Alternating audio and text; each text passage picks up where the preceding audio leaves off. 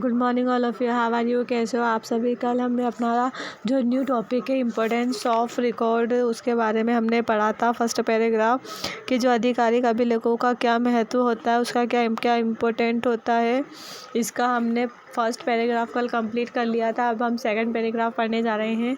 Towards the end of East India Company governance in India and increasing number of document were sent to London and encrypted into the records. Towards the end of East India Company, तो जो east India company का जो and था government in India Bharat में, and increasing number of document, और बढ़ते हुए जो डॉक्यूमेंट की दस्तावेज़ों की बढ़ती हुई जो संख्या थी, वर सेंट टू लंदन, उनको लंदन भेज दिया गया, and encrypted into the record, और उनको जो अभिलेखों में शामिल कर लिया गया। रिकॉर्ड मतलब होता है अभिलेख। तो भारत में ईस्ट इंडिया कंपनी के शासन के अंत की ओर बढ़ते हुए दस्तावेज़ों की बढ़ती संख्या को लंदन भेजा गया और अभिलेखों में शामिल कर लिया गया। In fact, it was one of the most document administration ever. In fact, वास्तव में it was one of the most document, वास्तव में ये अब तक के सबसे जो है most यानी कि बहुत ज़्यादा इम्पोर्टेंट जो होते हैं, अब तक के सबसे महत्वपूर्ण, अब तक के सबसे महत्वपूर्ण एडमिनिस्ट्रेशन ईवर थे, यानी कि प्रशासनों में से एक थे। वास्तव में अब तक के सबसे प्रलेखित प्रशासनों में से एक थे। However, when the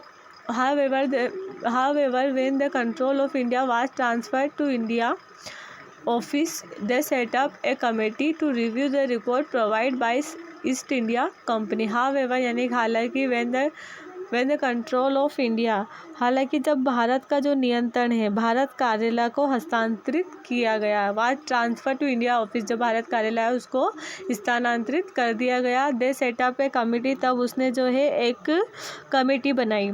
तो उन्होंने ईस्ट इंडिया कंपनी द्वारा प्रदान किए गए तो रिकॉर्ड की समीक्षा करने के लिए एक समिति का गठन किया। मतलब कि तो they set up a committee to review the record provide by East India company, East India company के द्वारा उनको जो भी डॉक्यूमेंट प्रोवाइड किए गए, तो उनको जानने के लिए उन्होंने क्या करा, एक समिति का निर्माण किया।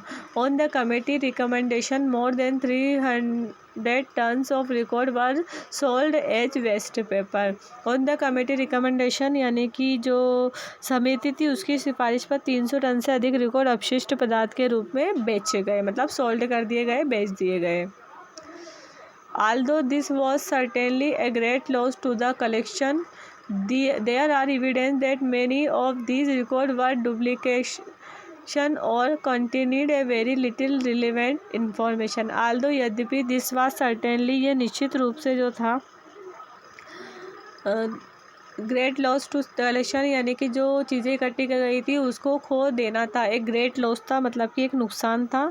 संग्रह के लिए बड़ी क्षति थी, मतलब जो चीज़ इकट्ठी की गई थी उसको जो है वेस्ट कर दिया गया। देयर आर एविडेंस, ये ऐसे सबूत है कि इनमें से कोई रिकॉर्ड दोहराव में थे, मतलब कि ये ऐसे रिकॉर्ड थे जिनको वापस से जो है इनका डुप्लीकेशन बनाया जा सकता था। और continued a very little relevant information, और बहुत कम प्रासंगिक जानकारी इसमें शामिल थी, मतलब कि बहुत सारे रिकॉर्ड जो है उनको वैसे ही जो है बेच दिया गया। इससे क्या हुआ कि जो बाद में जो इन्फॉर्मेशन है वो हमें बहुत कम मिल पाई।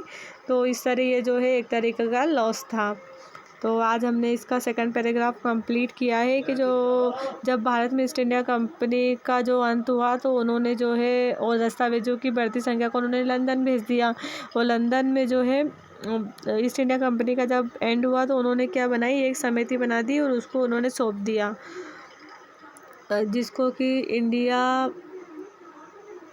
ऑफिस को सौंप दिया। तो उन्होंने जो है 300 टन जो है वो अधिक रिकॉर्ड जो अपशिष्ट पदार्थ के रूप में बेच दिए गए, और इस तरह ये बहुत ज़्यादा लॉस हुआ। इसके आगे का पैराग्राफ हम कल पढ़ें।